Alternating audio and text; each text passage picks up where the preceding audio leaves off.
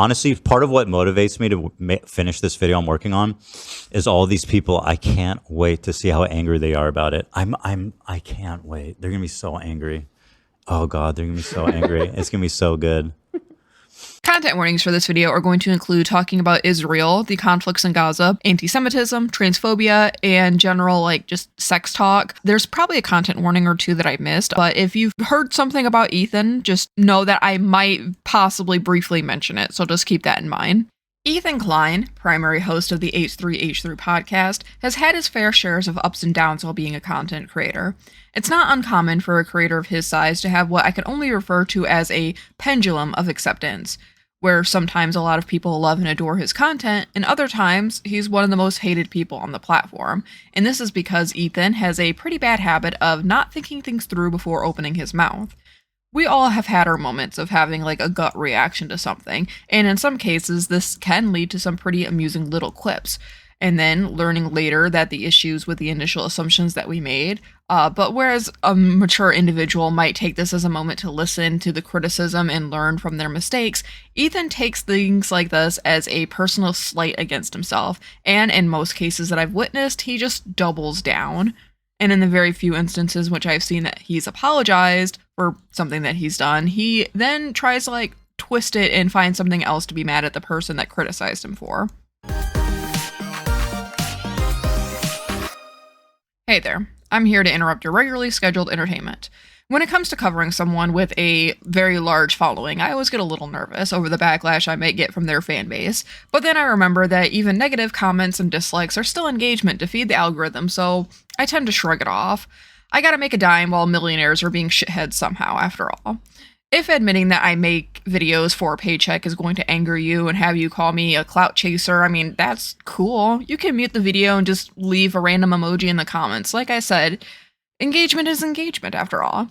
As of scripting this, the most recent example of Ethan's immature behavior is him having a strange rant over fellow YouTuber Markiplier, someone who tends to stay pretty much as far out of drama around the community as he can possibly get.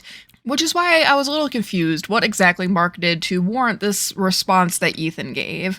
I didn't want to watch the whole episode from Ethan's podcast because his podcast episodes are from 2 hours to 4 hours, and I think I saw a 6-hour one, but I could be mistaken, but just I don't like the dude anyway, so I'm not going to watch all of that. So I'm just going to break down this 2-ish minute clip from when he specifically talks about Mark, which starts with Ethan thinking that Mark is a psycho because he believes that Mark is faking his deep voice. And by the way, I'm going to go on record right now, and I'm going to say the same fucking thing about Markiplier. He fakes his voice from the beginning. I think this overall is a very strange hill to die on personally, because Mark is in a ton of content on and off his own channel, and he pretty much always just sounds the way that he does. And when he is trying to put on a different voice for a video, it's very evident when he's forcibly trying to deepen his voice to sound more sultry, or when he tries to make his voice take on an artificial higher tone, which he doesn't do very well. Also, I just want to say that Mark's voice isn't so outrageously deep that it's unbelievable or unnatural. For example, I think Corpse Husband's voice sounds really fake, but I think he has something wrong with his vocal cords, but you get my picture, right? Ethan tries to make a claim that he can tell that Mark is faking his voice, telling people to pull up videos of Mark younger, but also saying that he didn't really hear Mark when he was younger, but he just knows that he's right about this fake voice theory. That is not what he sounds like. Find a video of him younger. I haven't, but I'm telling you I'm right. And everybody can collectively do that little head smack thing because yeah, dude, of course Mark is going to sound a little different as a 35-year-old as opposed to a 20-year-old. It's almost like your voice matures as you do, especially if you have strained your vocal cords out from screaming every day for several years, but maybe that's just my take. And in general, I just think it's a little odd to call someone a psycho over something like this. Who honestly cares if Mark is faking his voice? I find it weird when people care that any content creator is faking their voice. In fact, social media is a game of appearing as likable to your audience as possible. If a deeper voice or a comically aggressive Boston accent Kim Kardashian makes people want to watch and engage with your content, that's a paycheck. This would be a completely different topic if Mark or anyone else was faking an accent like a very offensive racial stereotype, but that's not what's happening here. Then, as the riffing continues and someone in the crew is chiming in to interrupt the flow, Ethan admits that the reason why he is annoyed with Mark is because Mark had muted his tweets, saying it was like Mark was telling him silence peasant, since he thinks that muting someone on social media is worse than blocking or unfollowing them, apparently.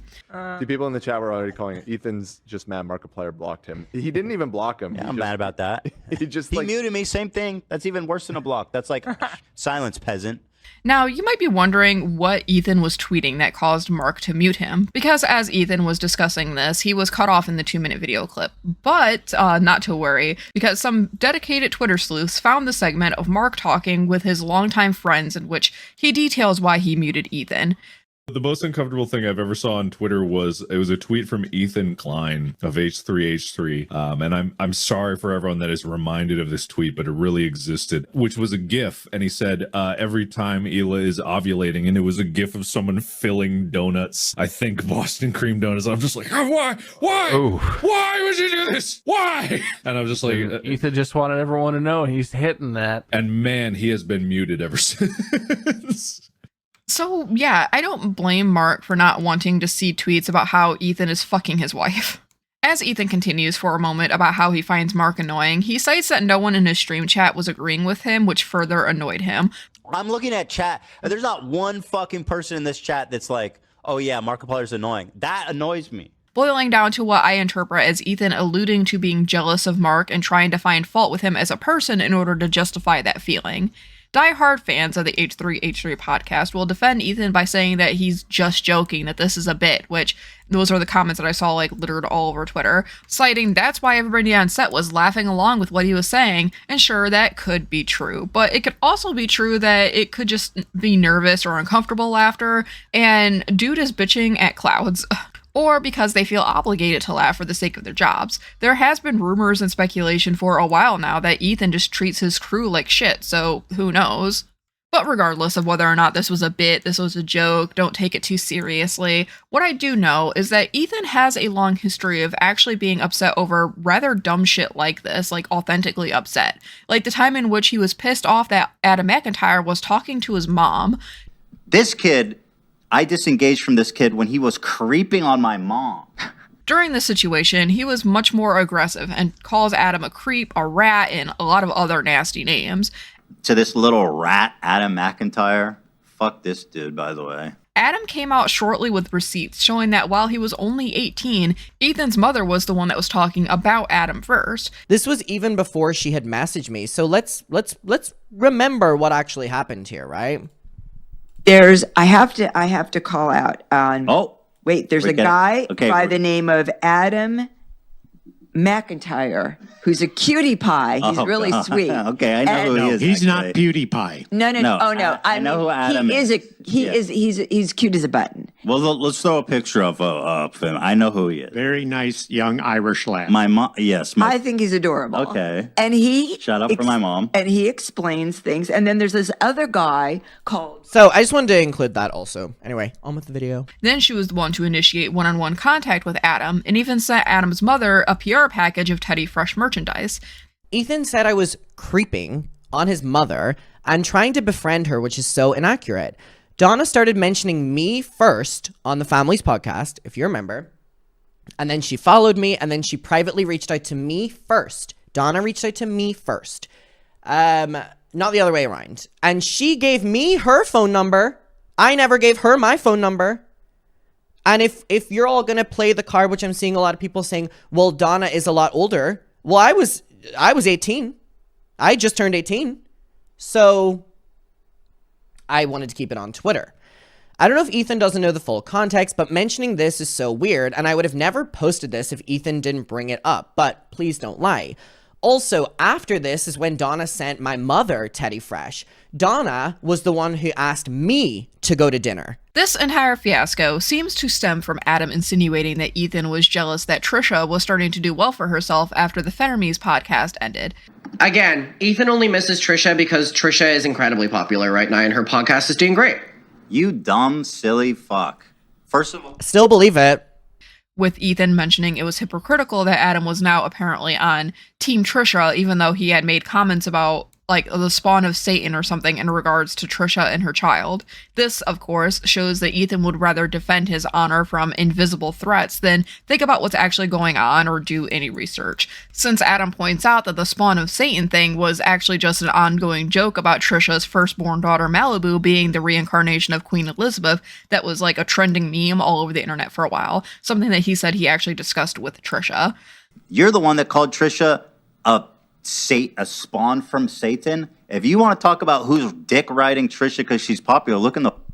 So ironic, by the way, because even me and Trisha have talked about the spawn of Satan thing being about the pop crave tweet of Queen Elizabeth reincarnation. As an Irish person, absolutely hate the monarch. Even Trisha has moved on from that, Ethan. My goodness. Ethan used this situation with his mother as an example of what he perceived to be a fault of Adam's character because he didn't like what was being said about him in regards to Trisha. He's a little douchebag, but like that doesn't, he didn't lie about anything. Right. I was wrong. Right. I thought he was obnoxious the way he talked about my Trisha Moses thing, but he's not a lot. And that's absolutely acceptable. And I wish it would have been focused on that. If Ethan wanted to come at me for the take that he didn't like about Trisha and Moses, why did you have to take it to this place of trying so desperately to have an accusation attached to my name? Whether Ethan intended this or not, his comments about Adam being a creep towards his mother, a woman significantly older than Adam by several decades, caused the H3H3 podcast to pull into question the validity of Adam's grooming claims against Colleen Ballinger. I'll add that I wanted to scroll through some of the comments, and this was the first one I saw. Wow, who would have guessed this would happen? Totally unexpected consequences of doing this in front of thousands of people. Surely this won't cause any problems. So ridiculous. Becky, who was obviously in the Colleen story, had posted, and its comments basically saying, now all this shit is coming out about Adam, kind of got to question all the shit he did and said about Colleen. Also, one thing I want to clarify is the live chat during this was stuff like that. You know, Team Colleen and all like this, and there's been so many comments across all the H3 things, and obviously they are not responsible for what their fans do, but whenever they directly rile them up, I think they are. Completely insinuating that the Colleen shit was bullshit, and here's proof of it. If that doesn't make sense to you, just know that it doesn't make sense to me either. Taking myself out of it, right? Becky and Oliver start getting so much, like, of these comments, so many of these comments that they're seeing, right? Of people being like, wow, anyone else rethinking Adam's story on Colleen, Becky's story on Colleen, blah, blah, blah, blah, Oliver's story on Trent, because people were saying that I was being creepy towards Ethan's mom, which even herself, she acknowledged that that wasn't true. And so then you have Becky and Oliver reading all these posts on the channel that was one of the biggest platforms of the story, being like, we don't fucking believe them anymore. We don't believe them anymore. So I did see that Ethan did make some sort of like statement in regards to his fans questioning the validity of Adam's claims against Colleen Ballinger, and it's not my apology to accept or deny, it's an apology for Adam. And according to Adam, the way he felt about Ethan's apology was that it was less that Ethan was actually apologetic for the claims that he made against Adam, and hence the controversy that it sparked amongst his fan base, but more that he was trying to absolve himself of blame for what his fans were doing. Oh, here, let me just say this right up front at the top. I don't know who in our audience, if they're, I have a hard time believing this is, I don't know who's doing this, okay? It's confounding. It's just crazy as well that they're immediately deflecting the blame. He's saying, I don't know who in our audience. Have you seen your fucking subreddit? Your subreddit that has been re-uploading my videos with Colleen and editing Donna's face over them to make fun of the Colleen situation? Okay. But you wouldn't think it would be your audience. Yeah, it's so much easier to immediately push the blame onto someone else. I know our audience wouldn't do that. Take one look at your fucking subreddit. Adam also points out that the choice that Ethan made to include Adam and Colleen in the same thumbnail in regards to the video that he posted about apologizing to Adam and then titling it about the Adam McIntyre situation further tried to like pull in the viewers that were questioning Adam's validity of the claims against Colleen, basically. You could make the argument that the reason why Ethan was trying to pull in the people that were questioning the validity of Adam's claims against Colleen by using that title and that thumbnail for his apology video was to ensure that they saw it and understood that he did not want them to like go to bat for him, go to battle for him or whatever. But again, Adam didn't seem to appreciate the clickbaitiness of that video.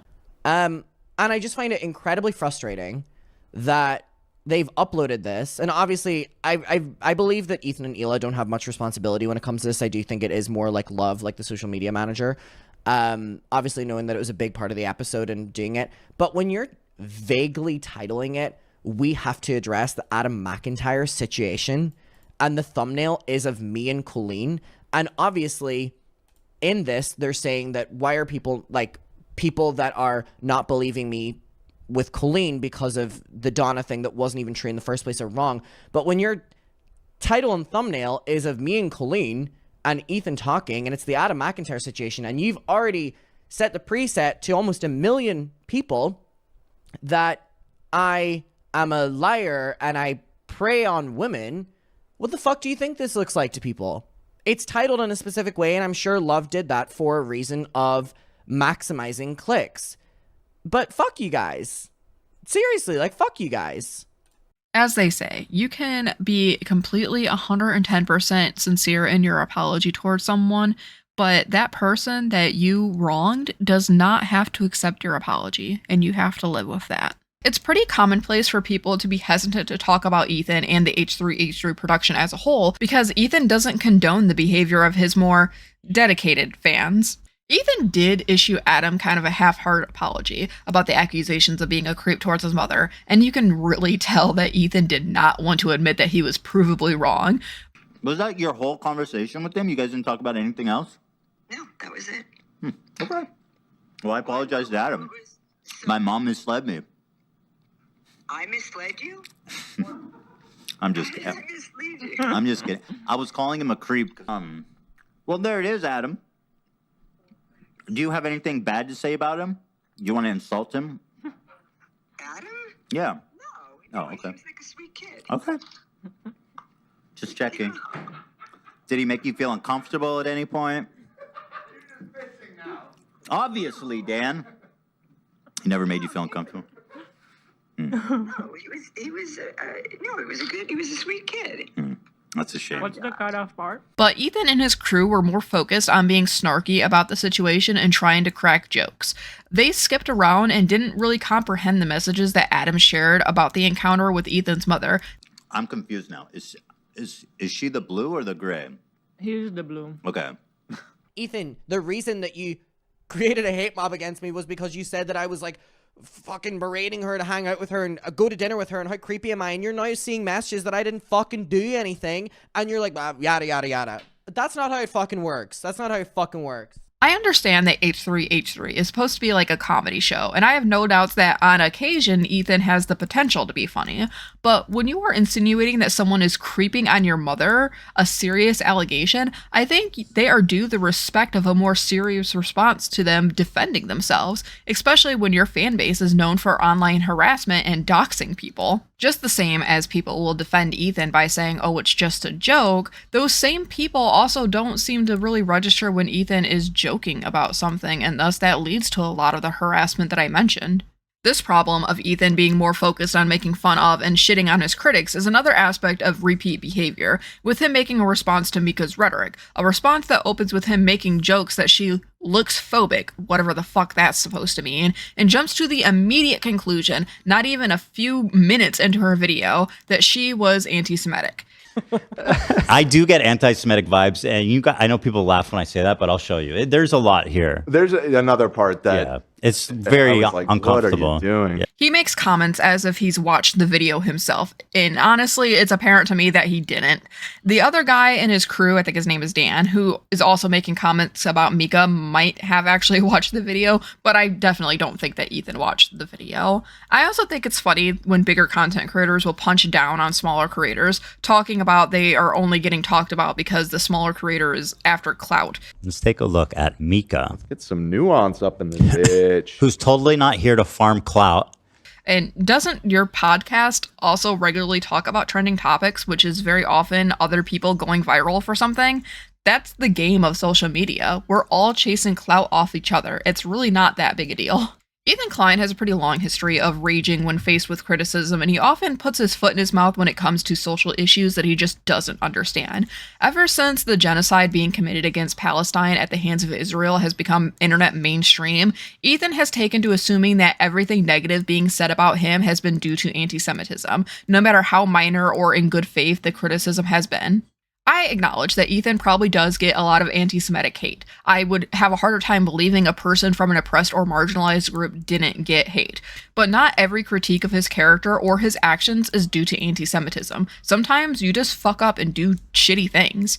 Ethan has an issue with shrugging off negative comments made about him to the point where I'm surprised that he's as large of a content creator as he is without being considered a lolcow. And just the very briefest of off-script moments here, but I think that Ethan would be much better off as like a human being if he stopped obsessively looking up every single negative thing about himself that people are saying. That's just not good for your mental health. It was honestly really hard to watch through Ethan and his crew's response to Mika's video, because similarly to looking through Adam's proof of him not being a creep towards Ethan's mother, they are pausing every few seconds to attempt to crack jokes about Mika rather than trying to listen and comprehend to anything that she's even saying. And again, Ethan tries to insinuate that she gives anti-Semitic vibes and basically says to just wait for it, because she's definitely going to say shit later in her video that's anti-Semitic, while also just literally fast forwarding through her video and not listening to her. It's so infuriating. Forward and blah blah blah blah blah blah blah. Shitting on how long her disclaimer section was and saying that she should just edit the sections out of her video. This leads me to a similar comment here. Shouldn't you have just clipped the parts of her video that you found issues with? Which, yeah, I guess the argument could have been made in that instance that people would complain anyway that they were taking what she said out of context, but they were literally just doing that anyway and they didn't even clip anything to shorten some time. As Mika gets into examples of the times that Ethan had made people on the internet upset, Ethan himself gets upset, dismissing some of the clips as, oh, they're just old, or he just said something in the moment. First of all, to be clear, I think it's funny how it went down with Joji. I don't even think there's really a problem with this clip, really. I mean, we just had drunk having a conversation. I said something without thinking that much and didn't really say that much. And I really don't even think it's only viral because Joji's. Yeah, it is a good Joji face. in the back. I mean, It's not like any. Yeah. You said way worse. That's what I'm trying to say. And again, he even doubles down for some of the clips that he said in regards to different sects of Jewish people, saying that he was allowed to make jokes about them because he himself is also Jewish. That point is up to other Jewish people to argue against, but I do generally see arguments being made that just because you're a part of a group of people doesn't mean that you can't reinforce harmful rhetoric about that group. Ethan actually defends himself a few times during this entire response that he should be allowed to make distasteful jokes about Jewish people because he's Jewish, commenting that he is sick of people trying to use this as a way of calling him anti-Semitic against his own people. Where Ethan Klein was talking about Jewish people in Israel. Oh, don't you fucking dare come at me, a Jewish man, for telling jokes about Jewish people. Mrs. Oscar Schindler, who saved all the fucking Jews. Fuck you. How dare you, dude? I don't get mad when you call other people dumb. You're allowed to make fun of your own people. I've seen this talking point of these these detractors, and they actually go, Ethan's the anti-Semitic one. Yeah. That's actually a talking point they have. Note, Mika never once called Ethan anti-Semitic. Mika is commenting on these things as an example of things that Ethan has said in the past as times the internet at large took issue with him, hence the title of her video being A Nuanced Conversation on H3 and Public Perception. Things you did in the past are things that impact people's public perception of you. Also, since they keep trying to shit on Mika for pointing out her credentials from the very beginning of her video, why are you mad that you think that she did no research while also being a parent, you also did no research about her in turn? If that is going to be a point of your arguments against her, I think it should be poignant to research her in turn. But what do I know? If H3 ever saw this video, they'd call me stupid too. All of this to say is that when they made comments about, American children being in bad hands or whatever, it made me upset because she's Canadian. As she continues to summarize what the H3 channel is, who Ethan and his crew are, she makes some comments about their political alignments as she has interpreted them, with Ethan and his crew rejecting her comments without further elaboration, just saying that she's wrong, which is like an alright enough defense to like an assumption like that, I guess, but I think it would be more compelling to debunk her assumptions with evidence-based arguments rather than just, nuh-uh, you're dumb, and insinuating that she's racist or anti-Semitic because you keep pausing her video every half second to insult her and don't listen to what she's saying. And again, they keep skipping through the video, saying things like, oh, just get to the point, and pretty much insulting every aspect about her besides her appearance. Although, as a side note, they did try to start in on her appearance in the beginning of their response, but I believe her name is Olivia, kind of steered the conversation away from that, luckily. And yeah, everything's looking good. I look pale as hell. I think my makeup looks like Doki. I didn't want to say it. I'm just kidding. Nah, that's pretty eyeshadow. I didn't really know. even. I think. No, her makeup's. Yeah, It's a nice I'm just color. kidding. I'm making a joke about her self-deprecation. Sure, Jan. This furthers my point that they should have had someone clip the sections of Mika's video that the team actually wanted to discuss at length. But I don't know how much good that would have done in the long run, since so far they haven't done much to actually debunk her comments in any tangible way besides just calling her stupid. I'm not going to deny that they make a notable comment like occasionally, like mentioning that they felt a little weird that Mika was mentioning people moving back to their hometowns or whatever, with, again, I think her name is Olivia, mentioning that they felt weird listening to her speculate about their friends, but also they admitted that they speculated about people as well. It appears recently that Sam has moved across the country, presumably back to Georgia. So I don't know if she's still That's working. all part of her fuck, master plan. Also, like, This is so weird. You are so weird, Mika. Go ahead, talk your shit, Olive. Sorry, it's just like these are personal things about like my friends. Like hearing someone speculate on like people I know's lives is just it's kind of weird. But I understand because I do it. I mean, too. we do it too. Yeah, to add some nuance. But their points do get lost a lot in the riffing back and forth about how dumb they think Mika is, which I think is a detriment to their arguments against Mika in the long run, because I found myself just wading through whatever they were saying because so much of their stuff just ended with them trying to make a bad joke. I said this in the segment about Adam McIntyre, but if you're going to level serious accusations against someone, like in this instance, accusing Mika of just being anti-Semitic just because, I think you owe her a better response. But I'm not a comedian, so obviously my opinion here is invalid. It takes the team over an hour to make like an actual tangible point against Mika with, although it is another example of it's true because I said so, in which Mika starts mentioning other people that Ethan had debated in the past, with Ethan clarifying that he was on good terms with his former debate partners, and how he would make other people uncomfortable with showing them like inappropriate content during some of his sets, Mika using the time that he was sharing a video of a prolapsed anus as like her example, with Ethan and his co-host detailing how they actually did ask permission from their guests before showing that content, and again stating that those guests are still on good terms with the podcast. By the way, I make conscious effort before I show this to be like, just so you know, this is what it is. And you definitely, I'm not going to show it to you if you don't want to see it. Ethan and his co-host have often repeated now a catch-all type of phrase that I hear a lot from people who just don't like to be criticized for their behavior, and that's don't like, don't watch. Sadly, that's just not the type of world that we live in anymore. Opinions make you money on the internet. One could say the same thing in response to you shitting on Mika's video. She isn't saying anything so world-shattering that it would lead to you getting canceled any more than what you already are for your own behavior. So why do you care about what a channel, who at the time had under 50k subs, has to say about your show? Again, this reiterates my point that Ethan needs to stop looking up every single negative thing said about him because it's not good for his mental health. Ethan makes a comment that he doesn't care how little subs you have. He will respond to something made about him, which I guess is fine. It's his right to do so on his platform, but I just don't understand what function that serves beyond just overexposing yourself to negativity. Hence, why people think that he's crashing out all the time. I've taken the advice for a while now of don't like, don't watch for many different creators over the years, which is why I don't typically watch anything Ethan and his team does. The first time I actually became aware of the H3 podcast in full was actually during the time that Trisha appeared to be questioning her gender identity, using they/them pronouns and discussing how she felt more masculine at times. Whether or not there was any sincerity to this time in Trisha's life is up for, I guess, your own debate, given her history of trying to worm her way into groups and then just troll them for profit. But regardless of that, her wishes to use different pronouns was widely respected by the queer community for the most part. During this time, Ethan made an incredibly transphobic parody video of himself pretending to be Trisha, mocking her and dismissing her because she looked too feminine to be trans, at least to him. And I also wanted to apologize for saying that you have like a 5 to 10 inch engorged clit that's bigger than my dick. I mean, that would basically make you a guy. That would basically mean you had a penis. And, well, I guess I'm kind of confused because you said you're trans. But I don't know. I'm sorry. I didn't want to offend you. And I know that. I'm sorry for saying that you're not trans.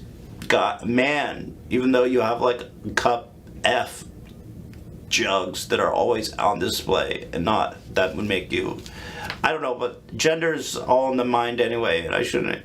Despite whatever mindset he had towards Trisha, this behavior is a typical way of alienating people that just came to terms with their gender identity, or just not out people, belittling people who just can't afford to transition, and invalidating people who just don't feel like they should have to transition in order to be accepted and respected. He can make the excuse that this was so many years ago, and even if he has made amends for this in the long run, it leaves you with a bad taste in your mouth and a critical eye for his future behavior. Ethan can make comments all day and night about everything being jokes, that he runs a comedy show, tell people to cry about it when he hurts their feelings, but honestly, he throws out stuff and then gets offended and upset when people throw stuff back at him because, frankly, I think he's a bully. When someone is criticizing your behavior, especially in good faith, it's not because they hate you or your work. It's because they want to see you improve and become a better version of yourself. With how the internet has become, with more hate and negativity gaining attention better than anything positive, a lot of people often mislabel disparaging comments towards someone as just criticism. But you shouldn't let that sway you from any real honest criticism that you can get from genuine fans. Toward the end of the response towards Mika is when the jokes start to let up, kind of, and you get the sense that Ethan is actually becoming legitimately more frustrated and upset. But that also means that he actually tried making points against what Mika was saying, although I still think that Ethan was misinterpreting a lot of what Mika was saying due to coming into this response already prepared to mock her intelligence, accuse her being anti-Semitic, and just plain out insult her. Ethan starts having a conversation with his co-host about 2 hours in roughly about how just because they had mentioned that anti-Semitic hate was becoming more normalized, that they didn't mean that as a way of trying to dismiss the hate that other groups get, like Middle Eastern people, for an example. Was, sure, yes, but do you also think being Arab in America is a cakewalk? I think this is a nuance that's missing. What the fuck is this point? At what point did I say being Arab is a cakewalk? Like, I can't speak up for Jewish people without, like, inherently condemning Arabs. It's fucking insane. And I think what she's saying, okay, if I can try and insert some nuance here. She was saying that you said that other forms of racism are less socially acceptable than anti-Semitism has been becoming. Yes. Stan, what did I say? When did I minimize the said racism of other people? I remember you saying that at one point, that what other group is it socially acceptable to be openly bigoted against? I wish that their entire response to Mika was actually more like this, instead of pausing and skipping around just to make jokes that don't do anything to dismiss or counter her points. Saying she's rewriting the timeline to show that you're a bad person, maybe set the timeline straight then, more than just saying, I think those things were farther apart, or I think those things were years apart, or whatever. It's your content. Look into the back end and make the arguments that need to be made. This is why it's important to come prepared. You said you watched this video prior to filming the response, or at least alluded to it by trying to insinuate that she was going to say some horrifically anti-Semitic things later in the video when you first started everything. You shit on her for not taking notes, despite the fact that she literally shows in the beginning of her video that she did, but you also in turn did not take your own notes, didn't come prepared. I won't deny that Mika's video does seem to get a bit shaky towards the ending and could have been structured just a little better, but it doesn't negate the point that she's trying to make, which is that while trying to combat organizations like Hamas and other similar anti-Israel groups, Israel has opted instead to just invade and murder hundreds of thousands of civilians, targeting hospitals and humanitarian aid coming in from other countries. This might be a wild opinion, but when Ethan's crash out phase started, I actually didn't think that he was a full-blown Zionist yet, despite what a lot of other people online said, because I felt that he was too focused on just attacking his critics by calling them dumb anti-Semites and other nasty shit, instead of trying to make points that contradict what people were saying about him. But then things progressed past the ignorant defenses of Israel's actions, like him saying that if you did a poll, 90% of Jewish people would admit to being Zionist. They have to convince themselves that 50% of Jews are anti-Zionist, because if they knew that 90% of Jews were Zionists, it would be too obvious that they're actually just anti-Semitic.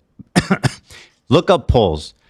Up to 80 to 90% of Jews consistently say that the state of Israel is important to them. Boom. That's all it takes for them to be a Zionist in the eyes of someone like Hassan. That's it. It's provable. It's checkable. It's verifiable. It's just a lie that it's not true. It is true. Look it up, literally. And sure, if someone was living in a place, they'd say it was important to them, but a location being important to someone wouldn't also mean that they would be fine with that state or country committing a genocide. Editing Finn here, this point that Ethan makes about this supposed survey showing that 95% of Jewish people would say that they were pro-Israel or view Israel favorably has been widely debunked. The survey he's talking about changes the interpretation of these questions rather drastically over the years as it's been given.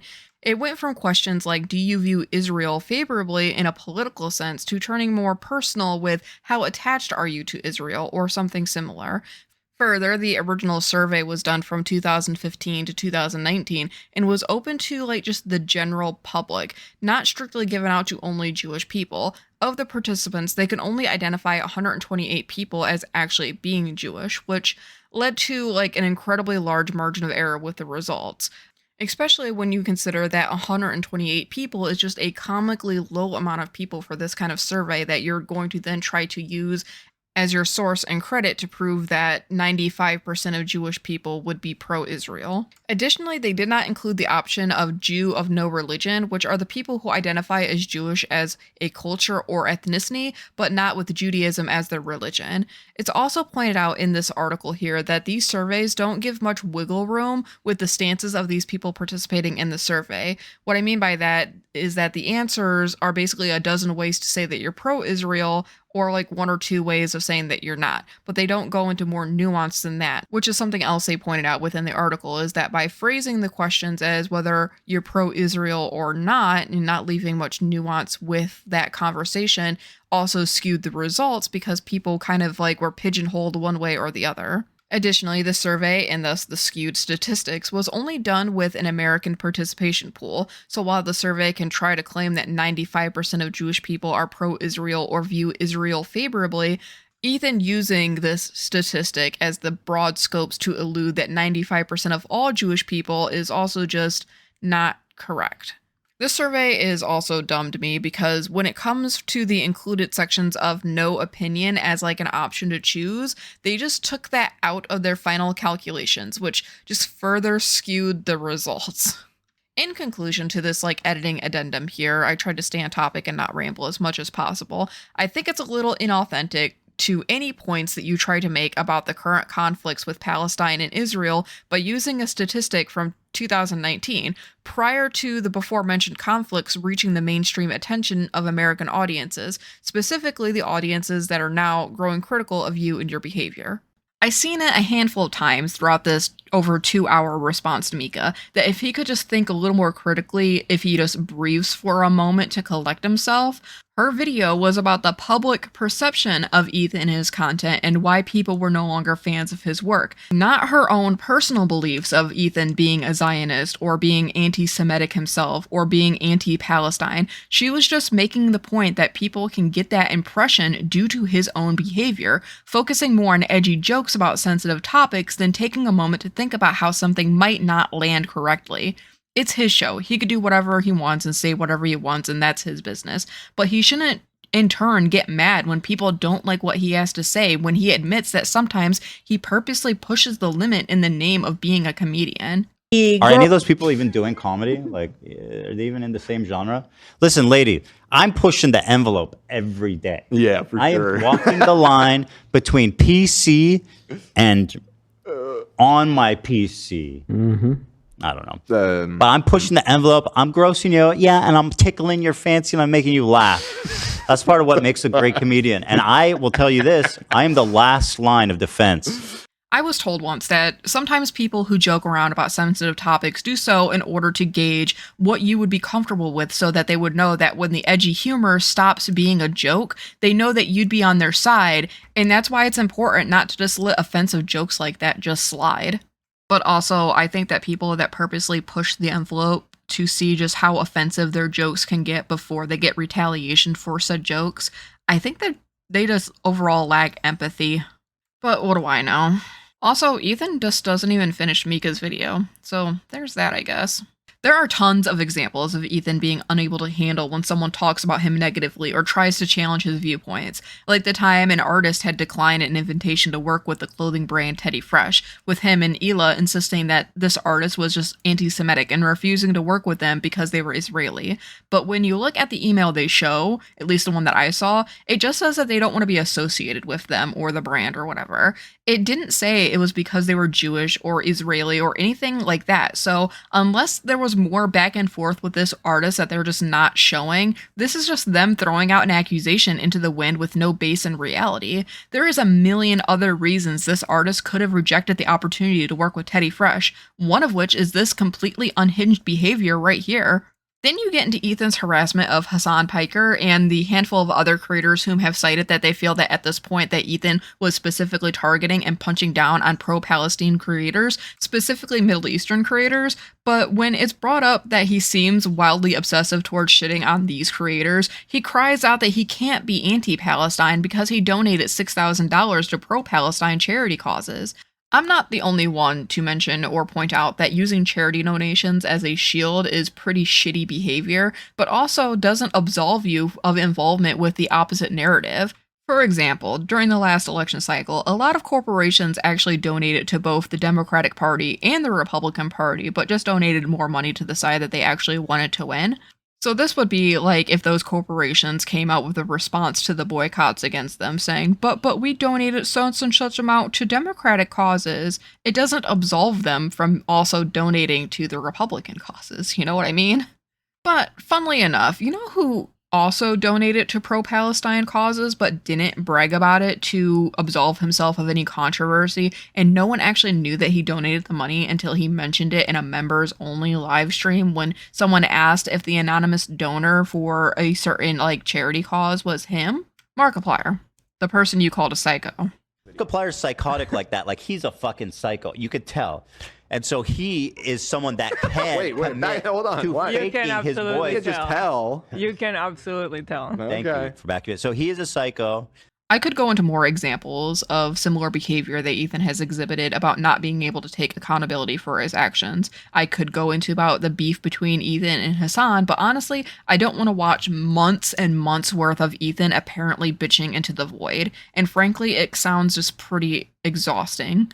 In fact, every time I see something new about the horrific shit that Ethan and Ila have been saying in regards to the Israeli invasion of Gaza, I just want to cry because I don't understand how anyone could ever justify what's being done to the people there, especially the children that live there. And before I finish off this video, the biggest icing on this entire cake is that Ethan was once well known for being a champion of fair use on YouTube, since he won that court case so many years ago in regards to copyright protections for commentary, but now he's falsely reporting content based on the fact that he just doesn't like it. He or members of his team in his name are also copyright striking content critical of him and H3 as a whole if they use clips from the H3 podcast as their example points.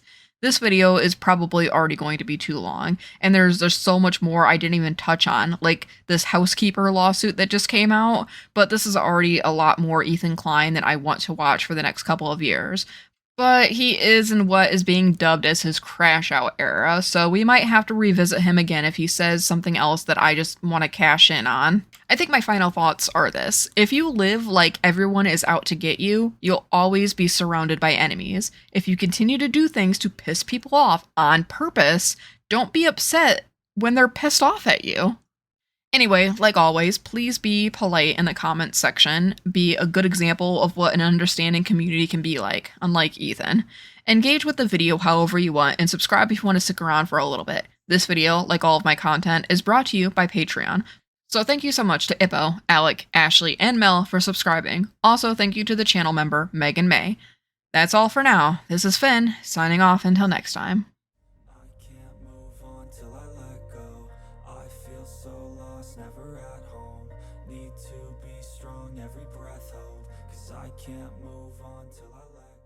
Post-credits Finn here. Apparently Ethan is now threatening to dox and or sue people that are a part of the H3 Snark subreddit, so that's fun.